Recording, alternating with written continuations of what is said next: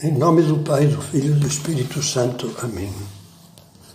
Vinde, Espírito Santo, enchei os corações dos vossos fiéis e acendei neles o fogo do vosso amor. Enviai o vosso Espírito e tudo será criado, e renovareis a face da terra.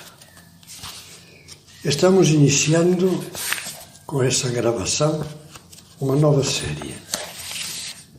Uma série dedicada à força do exemplo, que tem como base um livro meu publicado com este título, A Força do Exemplo. É uma tarefa urgente e difícil. O exemplo que principalmente tem que ser dado pelos pais, mas em geral por todos os educadores e formadores, professores, padres. O centro das meditações será a família, mas facilmente podem ser aplicadas a outras situações. E vamos com a primeira meditação breve, uma introdução. A formação dos filhos no lar, bem o sabemos, é uma tarefa que ao mesmo tempo é urgente e insubstituível. E é difícil. O Papa João Paulo II dedicou uma especial atenção ao matrimônio e à família, que ele enxergava com olhos cristãos como um dos bens mais preciosos da humanidade, a família. E recordava incansavelmente que a família é a célula primeira e vital da sociedade. Já meditávamos nisto na série dedicada à paz na família. Dizia que o bem da sociedade e da Igreja está profundamente ligado ao bem da família. E, dentro dessa perspectiva, na exortação apostólica Familiaris Consórcio, ele quis dar uma ênfase especial à função educadora dos pais. Dizia: gerando no amor e por amor uma nova pessoa que traz em si a vocação para o crescimento e para o desenvolvimento, os pais assumem por isso mesmo o dever de ajudar eficazmente a viver uma vida plenamente humana. Com confiança e coragem devem formar os filhos para os valores essenciais da vida humana.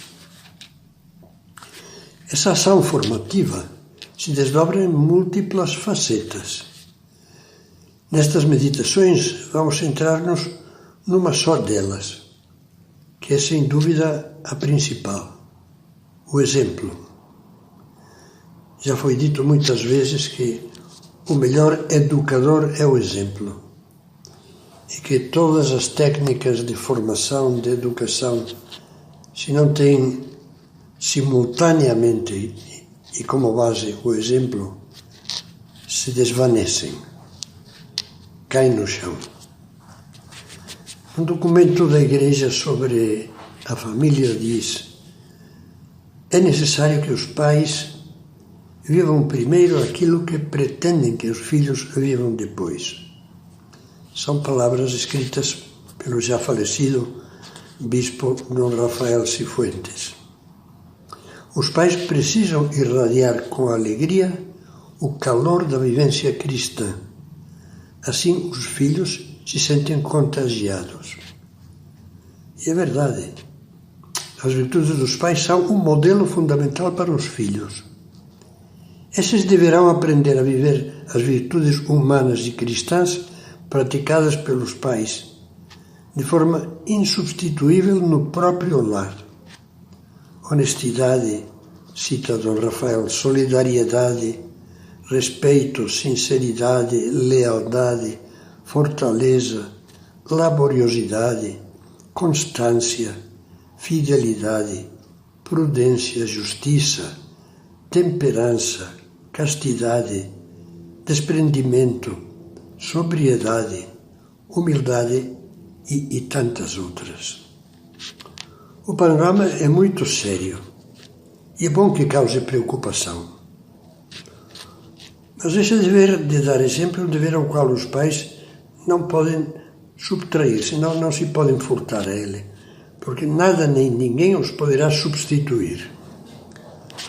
Quando já se viveu, como é o meu caso, uma vida longa e por bondade de Deus, foi possível apreciar o impacto decisivo, o mais decisivo de todos, que é o exemplo dos bons pais e dos avós produziu nos filhos.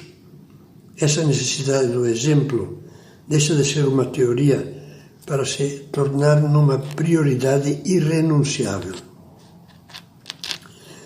Penso, por exemplo, em 2 casos agora, que vou sintetizar o melhor possível. São experiências vividas por mim. Talvez sejam exemplos não muito significativos, histórias simples, de gente boa que por algum tempo, mais ou menos longo, andou afastada da fé, andou fria, extraviada, mas são pessoas que, tendo se afastado de Deus, um bom dia, movidos pela graça de Deus, voltou com todo o coração para Deus. E juntamente com essa fé reencontrada, reconstruiu a harmonia familiar que estava periclitando ou abandonou uma conduta pessoal, familiar ou profissional indigna de um cristão. Quantas vezes a explicação dessa mudança havia expressado os 2 casos que mencionei, mais ou menos com as seguintes palavras: o Senhor sabe, minha mãe era muito religiosa. Ela nos ensinou a rezar desde crianças. Não passava uma noite sem que viesse fazer conosco as orações.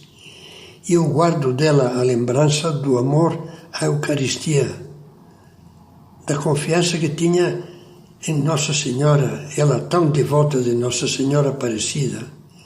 Ela nos incentivava a beijar uma pequena imagem que tínhamos no quarto, a beijá-la quando chegássemos em casa. Me lembro a paz com que confiava as nossas saídas à rua, que sempre eram, pelo menos potencialmente perigosas, as confiava ao anjo da guarda e nos pedia que rezássemos o Santo Anjo do Senhor. Ela rezava e amava. Rezava, amava, sacrificava-se e era feliz. Quando morreu, cheia de paz na alma, essas lembranças afloraram de dentro de mim como um jato de luz. E eu senti com uma clareza e uma força incríveis, que ela estava certa e eu devia mudar.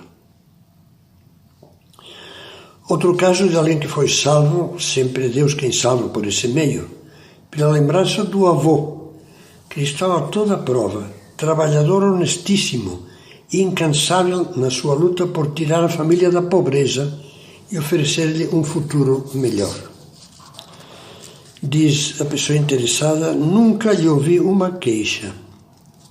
Tinha tanta fé em Deus que a sua confiança na providência quase se podia tocar com as mãos. Quando ele me dizia: vai com Deus, eu sempre sentia um arrepio, porque o Senhor sabe. Ele o dizia com tanta convicção, com tanta verdade. Agora, depois de tantos tombos, fracassos e decepções, eu vejo, ele é que estava certo. Lembro-me muito dele. Isso me faz sentir uma necessidade imensa de Deus, porque o Senhor sabe, Deus, eu o deixei estacionado no acostamento da vida. A partir daí, que é a meditação introdutória, vamos ver em outras meditações, primeiro, 2 conjuntos, eu diria. Primeiro, ir meditando as imagens que no Evangelho Jesus nos dá sobre o exemplo que Ele nos pede que demos aos outros. E outras meditações terão como objeto 2 aspectos importantes da formação das pessoas que dependem de nós.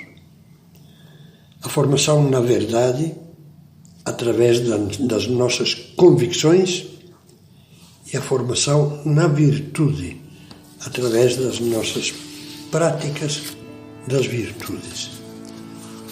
Que Deus nos ajude a tirar conclusões práticas que façam bem aos que dependem de nós.